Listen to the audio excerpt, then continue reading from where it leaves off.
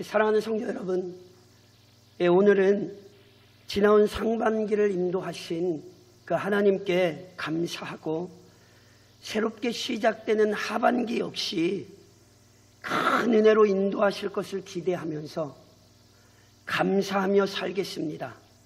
결단하는 주일입니다. 그런즉 우선 이 시간 우리 모두의 마음에 진실한 감사가 넘치시기를 우리 주님의 이름으로 축원합니다.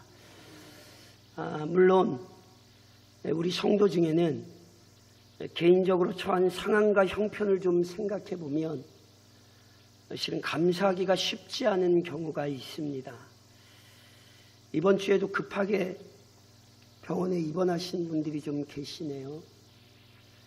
육신의 연약함으로 인해, 질병으로 인해 고통당하고 실은 가정에 해결할 수 없는 지속적인 문제로 인하여 마음에 큰 부담이 있는 성도들 우리 주위에 지금 이곳에 있지요. 그래서 바라기는 하나님께서 오늘 우리에게 은혜를 주시되 단지 모든 일이 잘 풀려서 감사하는 게 아니라 힘들고 어려운 중에도 감사하기 어려운 순간에도 믿음으로 감사할 수 있는 능력을 채워주시기를 축원합니다. 성도 여러분, 실제로 성경은 우리에게 단지 기쁘고 즐거울 때만 감사하는 게 아니라 고통 중에도 어려울 때에도 감사해야 한다 가르치죠. 잘 아시는 범사에 감사하라, 이 명령이 이런 의미 아닙니까? 범사는 기쁠 때만 얘기하는 게 아닙니다. 범사는 즐거울 때만 얘기하는 게 아닙니다. 범사란 괴로울 때에도 고통스러울 때에도 감사하라는 것입니다. 그리고 성경을 살펴보니 실제로 우리 믿음의 선배들이 이러한 삶을 살았습니다. 오늘 저와 함께 살펴보신 본문 역시 감사하기 어려운 순간에도 감사했던 성도의 삶을 보여줍니다. 그리고 오늘 우리로 하여금 이러한 삶을 따라오라 촉구하는 것이죠. 그렇다면 도대체 감사할 수 없을 것 같은 상황인데, 감사하기 어려운 순간인데 어떻게 감사할 수 있는가? 도대체 그 이유가 무엇일까요? 사랑하는 성도 여러분, 우선 기억하셔야 되는 교리가 있습니다. 감사에 훈련된 성도가 감사하기 어려운 순간에도 감사할 수 있습니다. 오늘 너무너무 잘 아시는 사건 저랑 살펴보시는 거예요. 오늘 본문에 기록된 믿음의 선배 다니엘은요, 정말 힘겨운 삶을 살았던 대표적인 사람 중에 하나입니다. 다니엘의 인생의 기록이 성경에 어떻게 시작되는지 아세요? 구약성경 다니엘 1장 1절로 2절에 이런 말씀이 있죠. 유다왕 여호야김이 다스린 지 3년이 되는 해에 바벨론왕 느부갓네살이 예루살렘에 이르러 성을 에워쌌더니 주께서 유다왕 여호야김과 하나님의 전 그릇 얼마를 그의 손에 넘기시매 그가 그것을 가지고 신할 땅 자기 신들의 신전에 가져다가 그 신들의 보물창고에 두었더라. 성도 여러분, 이게 무슨 말씀인지 이해하십니까?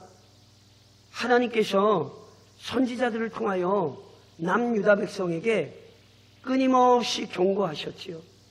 하나님의 말씀을 떠나고 하나님을 경외하는 신앙을 떠나면 결국 괴로움 외에 남을 것이 없을 것을 선지자들을 통하여 알려주셨지요. 그런데 남유다 백성이 그 하나님의 말씀에 귀를 기울이지 않았어요. 그래서 실제로 남유다는 바벨론에 의해 패망합니다.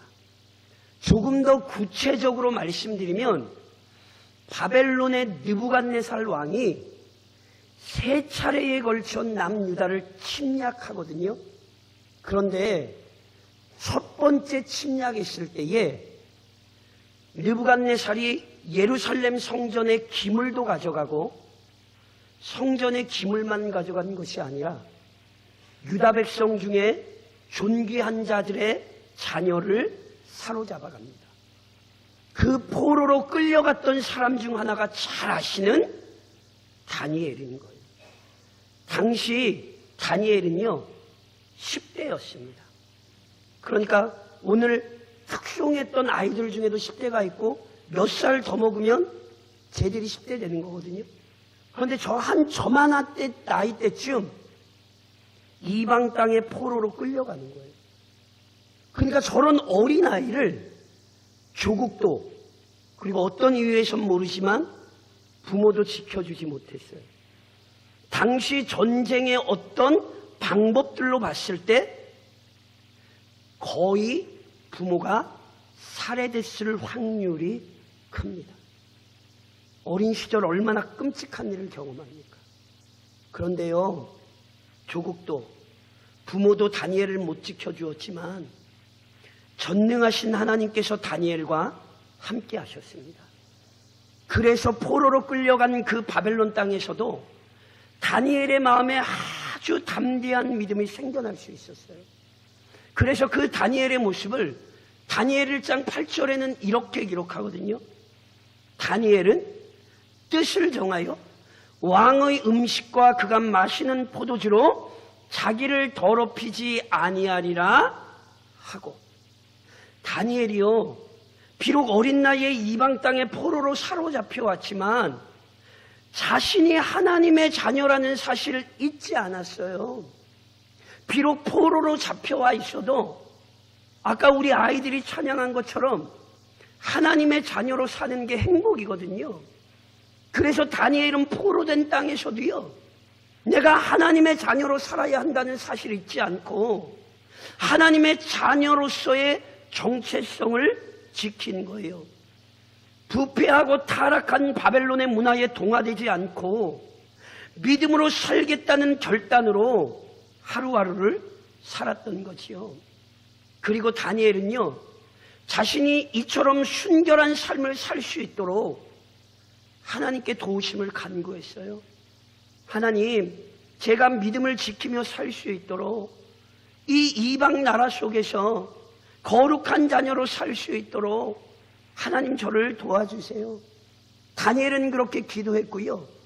실제로 하나님의 도우심으로 다니엘이요 바벨론 관리들의 사랑도 받고요 신임도 받아서 자기의 신앙을 지킬 수 있었다는 사실을 실은 다니엘서가 기록하고 있어요. 물론 바벨론 제국에서 계속해서 믿음 지키는 일 절대로 쉽지 않았습니다. 하나님께서 다니엘을 보호하신 일도 다니엘서가 기록하고 있지만 다니엘이 얼마나 치열한 영적 싸움을 싸웠는지도 다니엘서는 동시에 기록하고 있어요.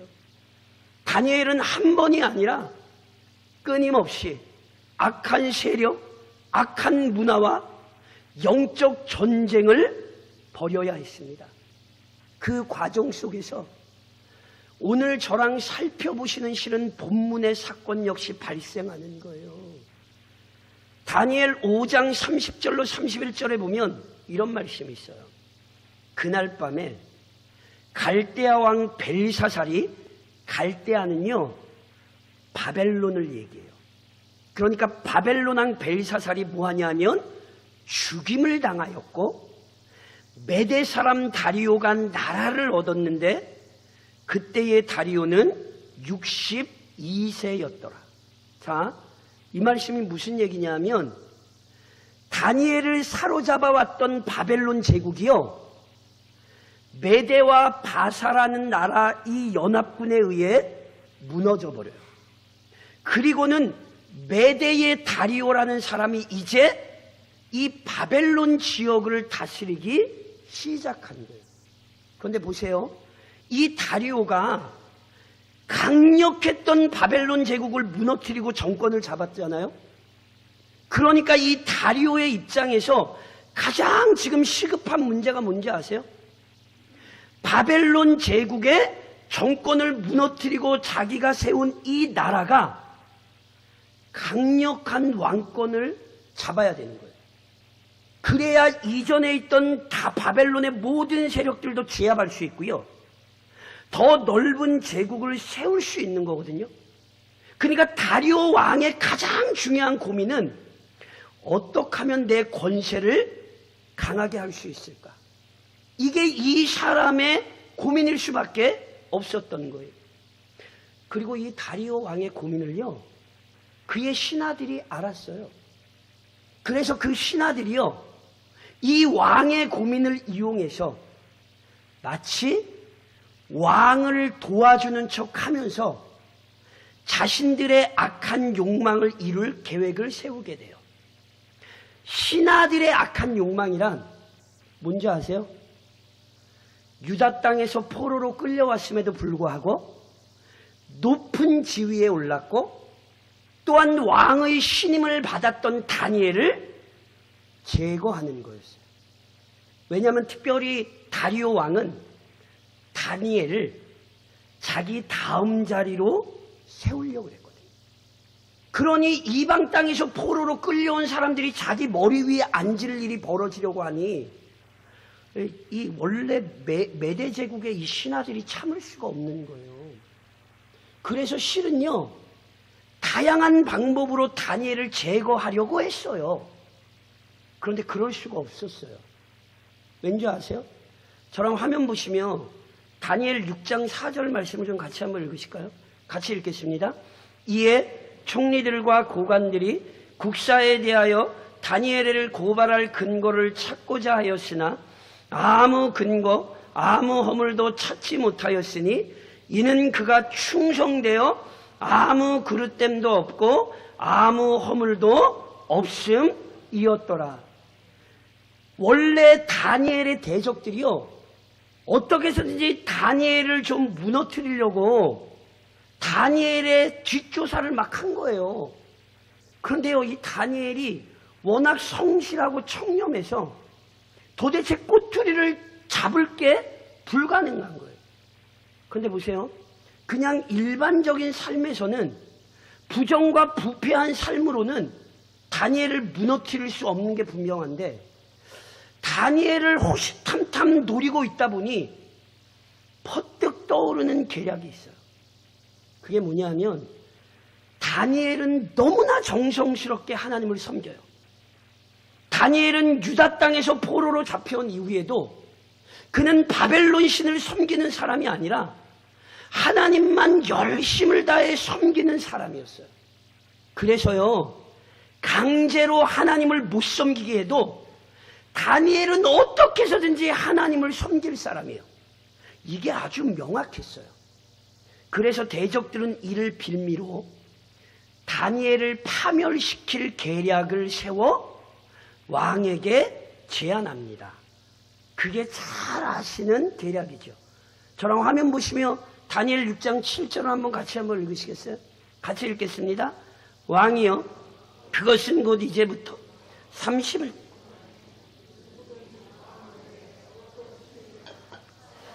무엇을 구하며 사자굴에 던져넣기로 한 것이니이다. 자, 잘 아시는 계략이죠.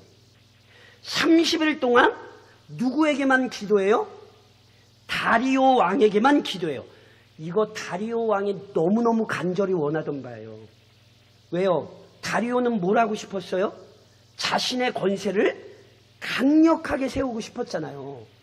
그러니까 적어도 30일 동안 다른 어떤 신에게도 기도 못하고 다리오 왕에게만 기도한다. 이 얘기는 적어도 30일 동안 바벨론 땅에서 누구만 신이에요? 다리오만 신이란 뜻이에요. 그러니 다리오는 이게 너무 좋은 거예요. 그런데 이건 신하들이 실은 미끼를 던진 거고요. 신하들의 계략은 딴 데 있다니까요. 다리오를 즐겁게 만들어서 지금 누구를 잡으려고 그러는 거냐면 다니엘을 잡으려고 그러는 거예요. 보세요. 30일 동안 다리오 왕에게만 기도하는 게 바벨론에 있는 어떤 사람에게도 걸림이 안 돼요. 근데 단 한 사람에게는 이게 문제가 돼요. 누구요? 다니엘이요. 다니엘은 절대로 하나님 외에 다른 신에게 기도할 수 없는 사람이잖아요. 그러니까 이건 다리오 왕을 위한 게 아니라 실은 다니엘을 잡기 위한 거였어요. 그리고 아니나 다를까 대적들의 생각대로 다니엘이 하나님께 기도합니까? 안 합니까? 잘 아시죠? 다니엘 하나님께 기도합니다. 그런데 아까 저랑 읽으신 본문에 있는 것처럼 성경은 다니엘이 그냥 기도했다 이야기하지 않아요. 그의 하나님께 뭐 했죠? 감사하였더라. 다니엘은 그냥 기도하는 게 아니에요. 다니엘은 감사 기도했어요. 잘 보세요. 기도하면 반드시 사자굴 들어가요. 기도하면 곧 죽음을 향하는 거예요. 그럼에도 다니엘은 하나님께 감사 기도할 수 있었어요. 도대체 어떻게 죽음을 앞두고 감사하며 기도할 수 있죠? 성도 여러분, 오늘 본문에 저랑 살펴보시는 이 다리오 왕 때의 사건은요, 다니엘이 포로로 끌려온 지 거의 70년이나 되었던 때 벌어지는 얘기예요.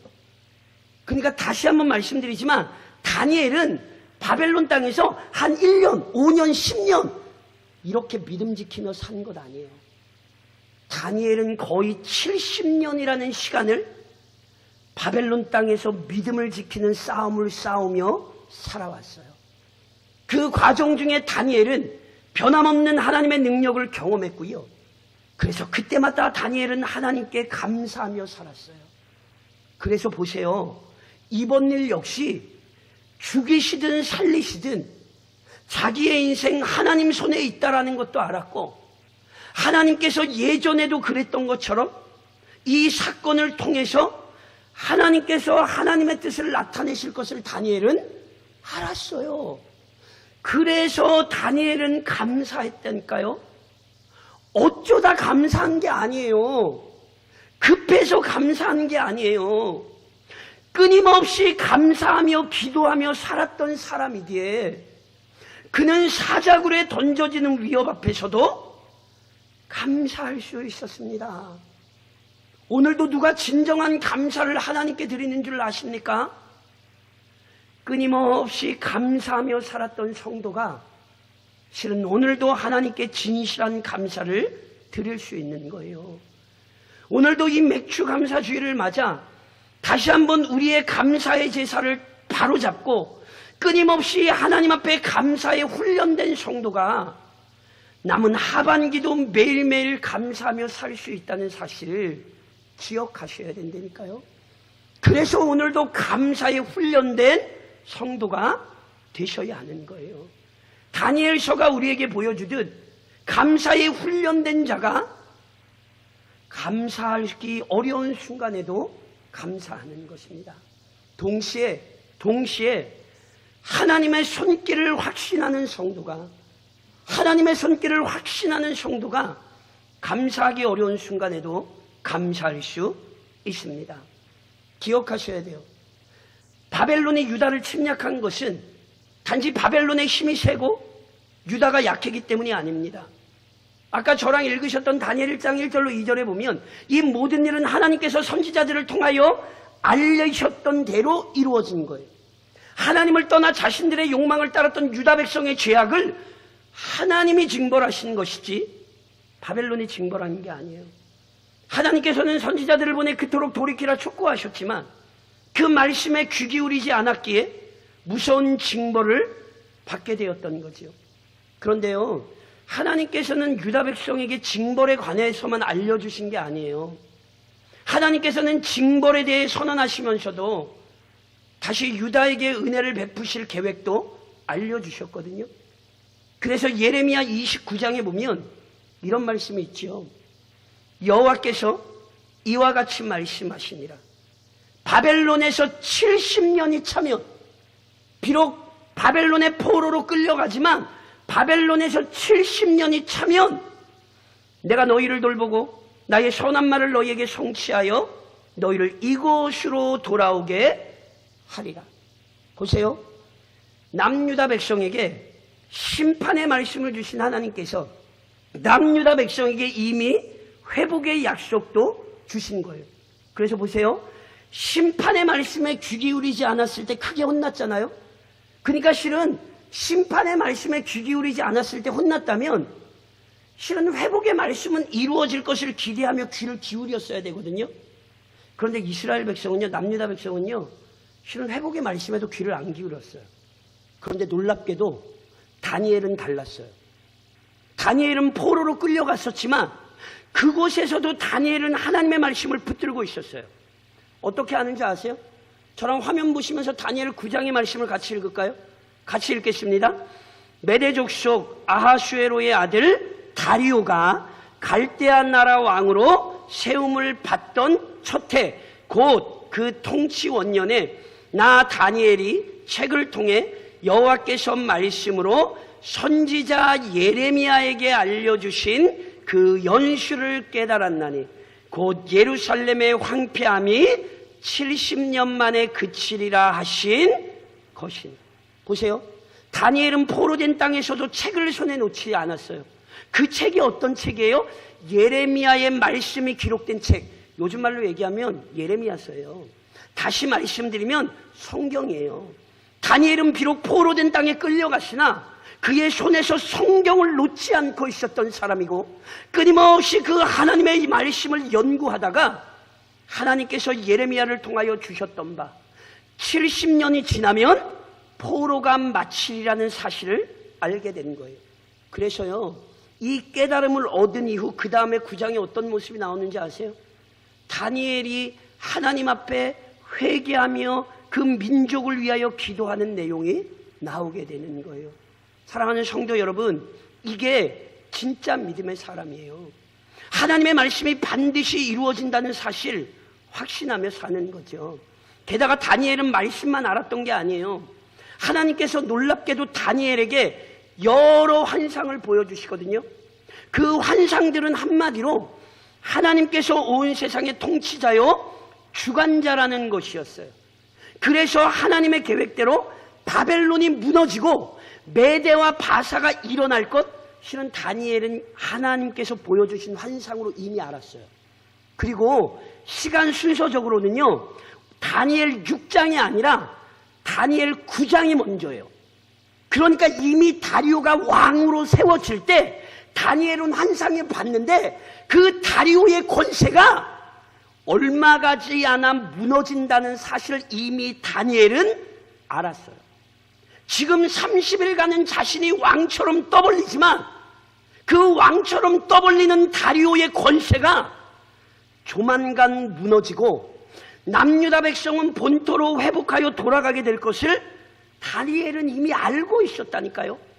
그래서 보세요. 다니엘이요, 다리오의 도장이 찍힌 걸 알고도 두려워하지 않는 거예요. 왜요? 얼마 안 가면 무너진다니까요. 다니엘은 그걸 알아요. 그러니까 얼마 안 가서 무너질 다리오를 두려워하는 것이 아니라 오히려 그 다리오를 무너뜨리시는 역사의 주관자이신 하나님, 온 세상과 열방을 통치하시고 심판하시는 하나님, 그 하나님을 두려워했던 거죠. 그래서 기도를 중단할 수 없었던 거예요. 다시 말씀드리면 금세 무너질 세상 권력의 신하로 사는 것보다 위대하신 하나님을 섬기는 종으로 사는 게 훨씬 영광스럽지 않습니까? 그런즉 사자굴을 피하려고 하나님의 심판 앞에서는 어리석은 일을 행하지 않은 거예요. 실은 다니엘은 지금까지도 그분을 섬기는 믿음으로 살아왔잖아요. 그러니 지금까지도 살아온 그 믿음을 마지막까지 지키는 것이 자신의 영광으로 알고 다니엘은 계속하여 기도한 것이지요. 지금까지 살아도 주를 위해서 살아왔던 것처럼 죽는 순간마저 주를 위하여 죽을 수 있다는 그 영광스러움이 다니엘의 마음에 가득 찼던 거예요. 살아도 주를 위하여, 죽어도 주를 위하여. 그 사실에 대한 깨달음이 다니엘로 하여금 사자굴을 두려워하지 않고 계속하여 감사하며 기도하게 했다는 사실을 기억하셔야 돼요. 오히려 다니엘에게는 죽음이 두려움이 아니라 주를 위하여 죽을 수 있는 순간이기에 감사하며 기도할 수 있었던 것입니다. 이처럼 하나님의 섭리와 손길을 확신하는 성도가 지금도 감사하기 어려운 순간이라 할지라도 감사할 수 있다는 사실, 이것이 성경이 우리에게 가르치는 교훈입니다. 그러므로 사랑하는 성도 여러분, 이제 본문에 근거하여 권면하며 적용합니다. 우선 지금 비록 어려워도 굳은 결단으로 감사하십시오. 우리 모두 잊으면 안 돼요. 우리 모두 연약합니다. 그래서 갑작스럽게 일어난 어려운 일들 때문에 또는 지금 당장 해결해야 되는 문제들 앞에서 믿음으로 행동하지 못할 수 있습니다. 그게 우리의 모습입니다. 그런데 성도 여러분, 기억하셔야 돼요.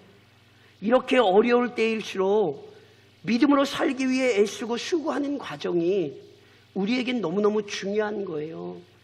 다니엘이 자신을 더럽히지 않으려고 뜻을 정했던 것처럼 우리 역시 우리의 신앙을 지키기 위해 하나님 앞에서 실은 몸부림을 치시고 결단하셔야 돼요. 저랑 화면을 보시며 시편 42편 11절을 좀 한번 같이 봉독하시겠어요? 시편 기자의 이 고백이 오늘 우리의 신앙이어야 합니다. 같이 읽겠습니다. 내 영혼아, 내가 어찌하여 낙심하며 어찌하여 내 속에서 불안해하는가? 너는 하나님께 소망을 두라. 나는 그가 나타나 도우심으로 말미암아 내 하나님을 여전히 찬송하리로다. 사랑하는 성도 여러분, 불안과 근심, 걱정에 차인 내 영혼을 향하여 이 시간 명령하셔야 돼요. 내 영혼아, 어찌하여 염려하며 근심하는가? 내가 하나님의 자녀요, 내가 하나님의 백성이거늘 어찌하여 내 영혼아 낙심되어 있는가? 오히려 하나님께 감사하라.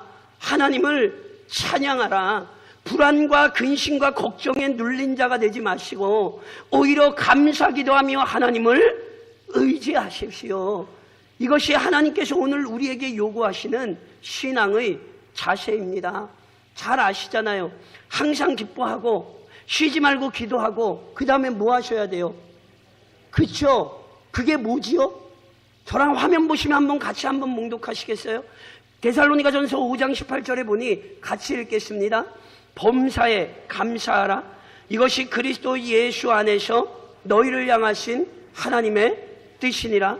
아멘이십니까? 감사하십시오. 이것이 오늘 우리를 향하신 하나님의 뜻입니다. 감사하기 어려운 순간에도 감사함으로써 우리는 하나님께 영광을 돌릴 뿐 아니라 우리의 믿음의 성장을 경험하는 것입니다. 그것이 우리를 이끌어 가시는 하나님의 선하신 뜻입니다. 그러니 다시 한번 이 맥주주의를 맞아 권면하건대 감사하시고 참으로 하나님께 찬양하시는 오늘이 되십시오. 동시에 더 나아가 하나님을 더 많이 이해하고 신뢰하는 믿음을 구하십시오. 성도 여러분, 다니엘은 하나님을 바르게 알았어요. 그리고 그분이 행하실 일에 대해서도 알았죠. 그래서 목숨의 위협을 받는 순간에도 기도를 중단하지 않았어요. 정확히 얘기하면 중단할 수가 없어요. 무슨 얘기냐면 하나님을 올바르게 알고 의지하는 자가 고난 중에도 절대로 실족하지 않아요.